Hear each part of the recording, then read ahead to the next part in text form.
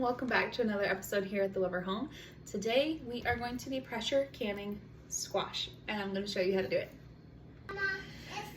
As you can see, I have a ton of squash and I don't want it to go to waste. And I don't like putting things in the freezer. I do have two little chest freezers, the smaller ones, out in my garage, but I don't like necessarily using those unless I have to, just because in the event of a storm or an emergency, the power goes out, you lose all of your food. I prefer to have shelf stable food, and so that's why we are going to go ahead and can this today. So I have some yellow squash, some zucchinis, and I also have a few eggplants from my garden that I'm just going to throw in here as well. And we're going to do probably some mixed jars of the three varieties here, but it's gonna be good. So I'm gonna show you how to do it. So the first thing you need is a huge bowl to put your squash in. Sorry if you're kind of spazzing out. I'm using a new tripod that is supposed to follow my face, not my hands. You need a big cutting board and a nice sharp knife. And what we're gonna do is we are going to clean these, wash them, de-stem them, and then we're going to start chopping them into about 1-inch chunks that we're going to pack into our jars.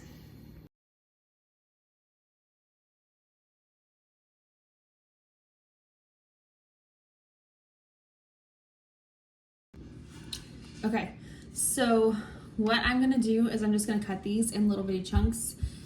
Since I am canning this and we're not eating it super fresh, my goal is to probably use these in soups this fall and winter. And so think about like little bite-sized pieces that you would want for soup, and that's what you would go with, or whatever you have planned for my light just died, for what you are wanting to cook with the squash, or however you want to eat it. So little bite-sized pieces just like that. I'm going to go ahead and chop up all of these, put them all in the bowl. I'll do a time lapse you don't want to watch. That'll take a little bit. So probably the longest time of this whole process is just chopping, but they're still pretty easy. So let's get chopping.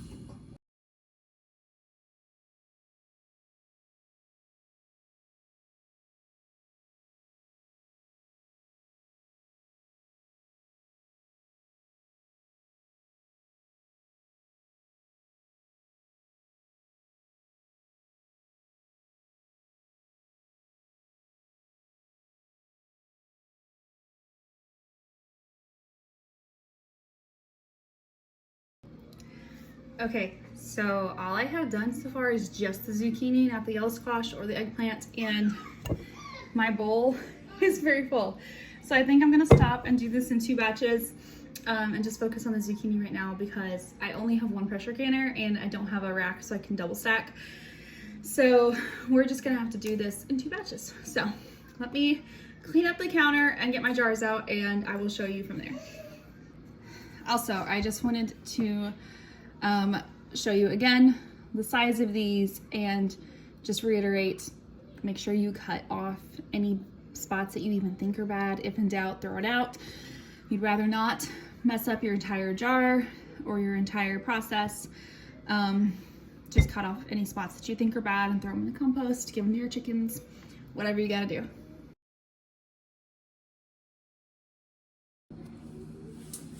We interrupt this program to go put the baby down for a nap. What? Can you wave? Say hi. You don't want that. It's just raw squash. And you just ate. Want your blankie?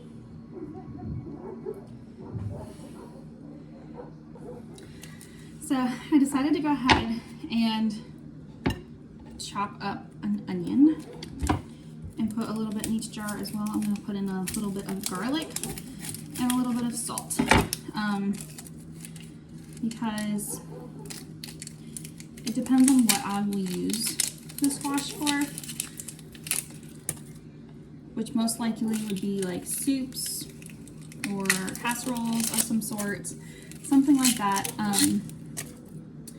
But also I could just dump it out and add it to stir fry, or just saute it and eat it with some cheese on it. If you've never just sauteed summer squash, my favorite way to eat it is to saute it in some olive oil and with some onion and garlic, and then put some mozzarella cheese on top and some Parmesan, and just salt and pepper and eat it. Perfect, perfect, perfect. That is my favorite way. But since we're canning it, I kind of want to get those same flavors without the cheese, of course. So that's kind of what I'm doing, is I'm going for a little bit of the onion and the garlic. Sorry, that had a spot on the top. Didn't look very good. So I'm just gonna cut that out.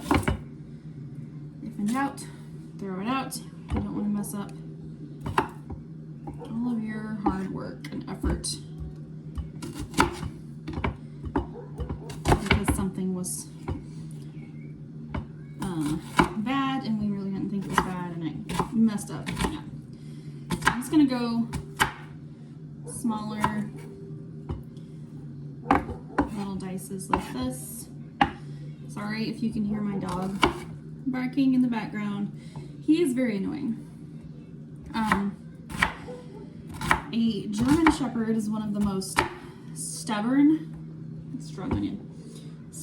dog breeds to train. And it doesn't help that he's half golden doodle, so he is also massive. Sweet as he can be, he loves to snuggle. So good with the girls. The girls climb on his back and ride him like a horse. But so getting him to stop barking at the neighbors, that's entirely a different thing. But it's just one or two. For the most part, if I tell him to stop, he's fine. But there's a couple of people around here that I guess he just feels threatened by and he just barks. And it doesn't matter if I shock him. I have a shock collar on him. Doesn't matter if I shock him. Doesn't matter if I do anything. He just barks.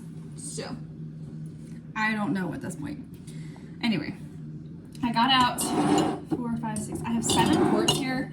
I don't think this is gonna take all 7, but I always just get out extras just in case.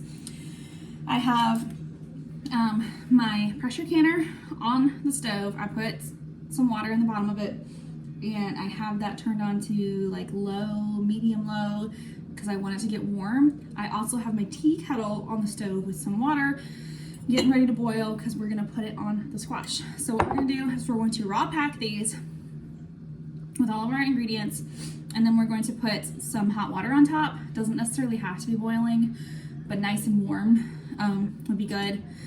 And then we're going to wipe the rims, put our lids on, and then process. So I have 1/8 of a teaspoon here because when I reached into my cabinet, that was the one that I grabbed, but it'll work. I'm gonna use, let's see if I can get this off, 1/4 teaspoon in each one. I'm just gonna start off with 4 though, because I don't know how many it's gonna fill. I'm thinking 4 will probably be pretty close. That's why I divided my onion in 4. Just looking at the size of the bowl and the size of the jars, probably totally off. But I also have some minced garlic here. This is brand new, so I gotta open it. I should have done that before I turned the camera back on. And I'm just gonna throw in probably close to a teaspoon. I love garlic. I use a lot of garlic in my cooking. And so I just have like a regular teaspoon like you would eat off of, not like an actual measuring spoon, I guess I should say. And we're just gonna dump in a whole, so that would be like a whole clove minced. I buy this huge thing of minced garlic from Sam's Club, and we eat a lot of garlic. I love it. All right, and then I'm gonna throw like half have each of these stacks in the bottom of a jar, just in case it takes more jars than I think it will. That way I can spread it out a little bit more evenly. Just a little bit of onion, a little bit of garlic, a little bit of salt. And then you could make a meal out of this. Like, if you just wanted squash, like pregnant like me, and you're in the dead of winter and you're like, I want summer squash, crack open a jar of these, heat it up and eat it. You don't have to have anything else with it. You could literally just heat it up, put some cheese on top, and have that nice summer squash taste in the dead of winter. Like, heck yeah, I'll take that. All right, let me scooch this over. And I can't back the camera up anymore because it's all up against my counter, so I have to back up. So we're just gonna raw pack this. Pack it fairly tight, because if you ever cook squash, you know that they shrink. It will shrink up a little bit, so just kind of shake it, settle it down, and then add more. My water is just about boiling. It's gonna start whistling here in a second. Actually, I'm gonna turn it on low and open the spout so it's not whistling, because I don't like the whistling sound.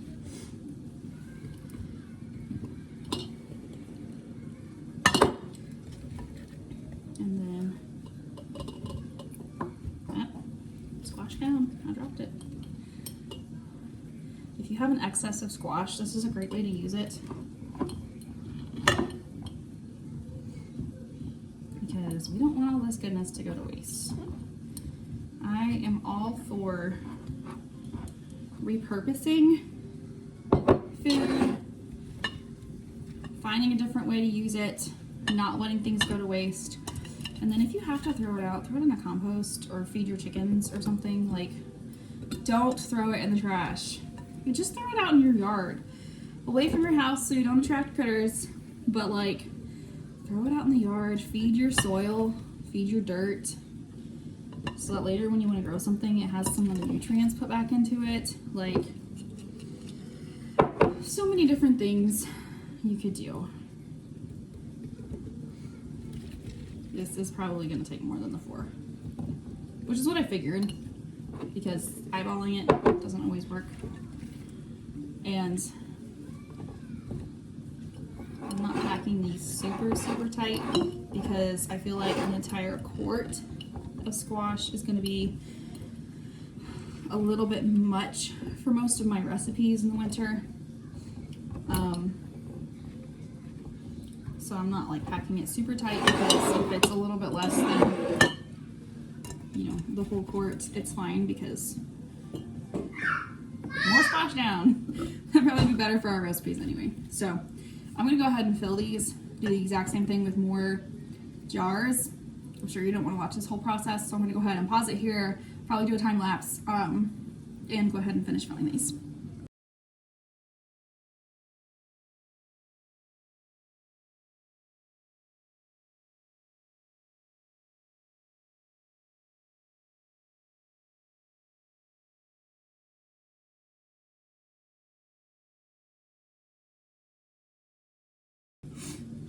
Okay, so I ended up getting 6 jars, 6 quarts. If you saw in the time lapse, I had to steal a couple of pieces from the previous jars to finish filling this last jar. And what I'm gonna do now is go get my water, and we're gonna fill it up, making sure we leave the appropriate headspace, and then we're gonna wipe the rims with white vinegar and go ahead and lid them and put them into the canner.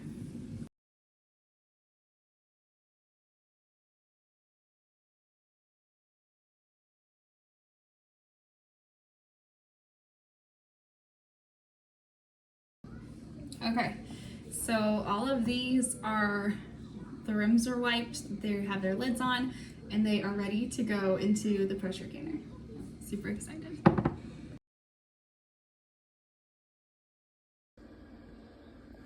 Here are the jars in the water. I started out with about this much water on the bottom, and of course it fills up more as the jars are in here. You don't need the water to go over the jars for pressure canning. You just need to make sure that you have enough water that it can build up a good amount of steam and not run out of water through the steam spout before it's finished cooking. So now we're going to put our lid on and make sure that you lock it tight. And you can hear some of the excess air removing from the steam vent. It's important that you know your equipment and you know how to use it, and you make sure that it is all set up properly, and that you just take time to think through things like, you know, we put very hot water in the jars, so if I hadn't have heated up my canner beforehand and just stuck the hot water jars into cold water in the canner, they would have broken. So that's why you have to think of things ahead of time and think of how to do them, so that you don't mess up all of the work you just did. I also want to explain that the reason that we pressure can squash is because it is low acidity. So it's not like tomatoes or fruit, like you can do pickles, tomatoes, jams and jellies and stuff like that with a water bath counter, because they have more acidity. The low acidic food like squash, pumpkin, meats, things like that have to be pressure canned because it will kill any botulism that might get in there. And so you want to make sure, again, that you know your equipment and you also know the recipes you're using. I honestly do not have a recipe, but I have been canning for several years. I grew up canning with my mom, water bath canning with my mom. I'm fairly new to the pressure canning realm. I've been doing it for a year and a half, 2 years maybe, and I have pressure canned literally hundreds of jars of food, and we eat it constantly. So I've learned a lot. I have lots of recipe books for canning, but then I also am in some groups on Facebook that are rebel canning groups, which means that the recipes that are given there are not FDA approved, just because they've done no research behind it and they don't have any statistics to give you. But they're recipes that would be like passed down from your grandma or your great grandma, and that what they used to do that we all know are fine, but just scientifically there's no research behind it. And so this recipe that I'm doing today would be considered a rebel canning recipe because the majority of what I did was correct according to the FDA, cutting them up into 1-inch cubes and then putting them in the jars. They like to blanch them first, I think is what you're supposed to do, and then cook them. But everybody says that that comes out as just mush, and I don't want my squash pieces to be mush. So I did not blanch them. I just added hot water in. Hopefully they will have a little bit more texture and remain a little bit more intact that way. But the recipes for squash from the FDA do not have onion, garlic, and salt. So mine is a little bit different, but I will show you when we get done. They'll seal just fine. They'll last on the shelf just fine. It'll still kill the botulism. It'll be just fine. It just depends on how comfortable you are as a canner, and what you want to do. If you want to stay on the safer side, make sure you look up FDA approved recipes or stick to an actual recipe book.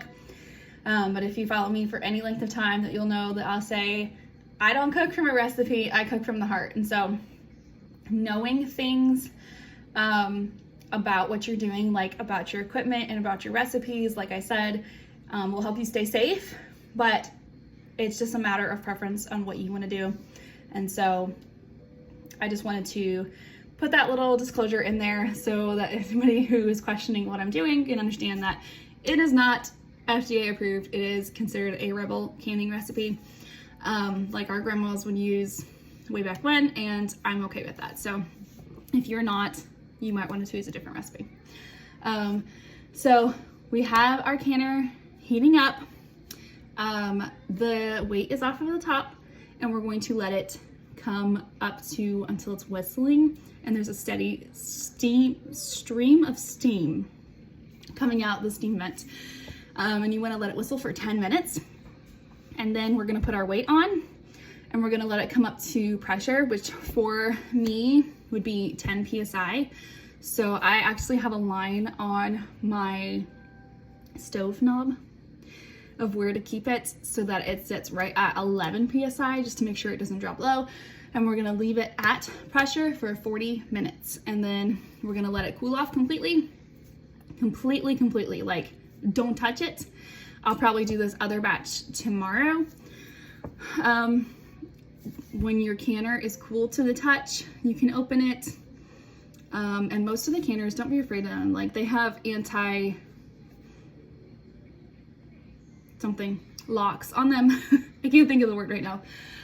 They have a lock on them, so you can't open them while there is pressure built in. So they're not gonna pop open, they're not gonna explode.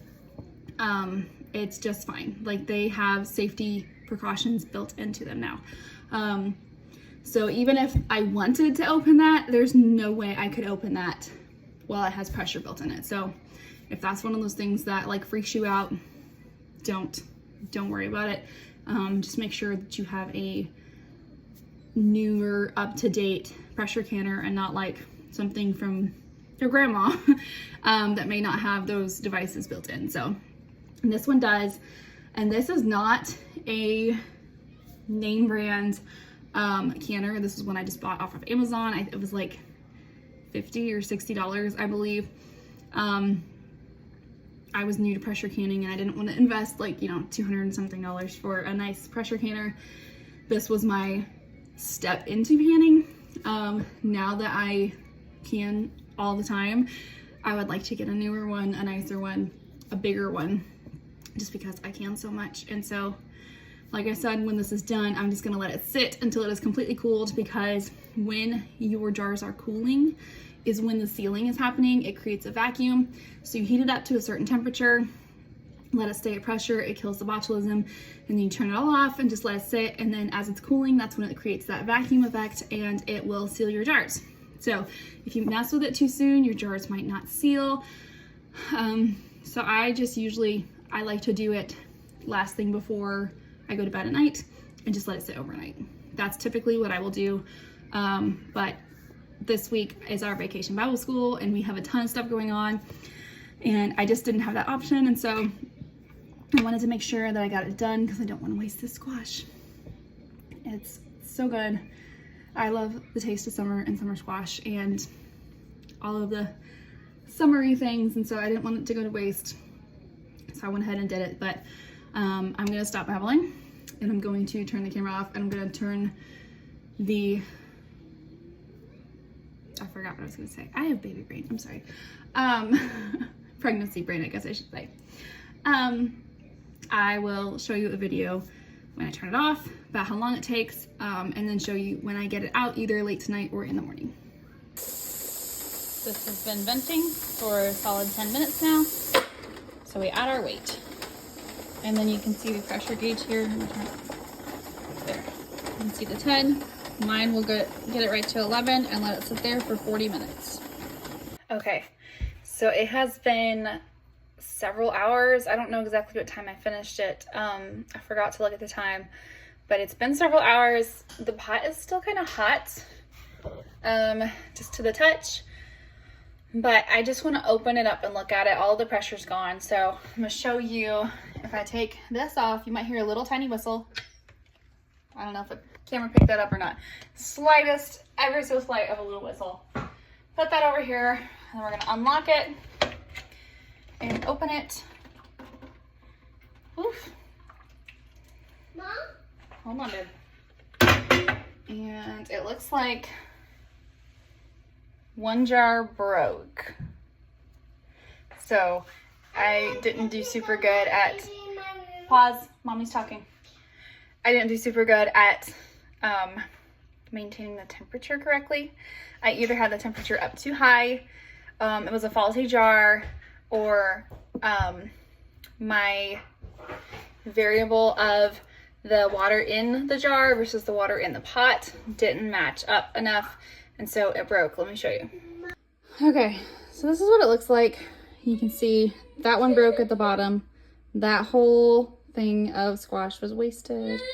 So sad. But the rest of these, you can see that actually they look sealed.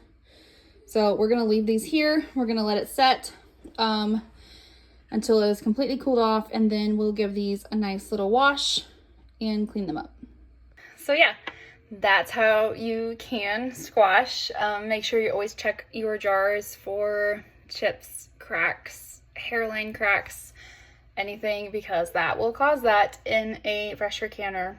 I'm a little disappointed because I only had 6 jars of zucchini, but hopefully we can get some more. So thanks for following along, and be sure to like and subscribe and go check out my other posts because I have other canning tutorials, lots of recipes, and like home and garden stuff as well. So thanks for following.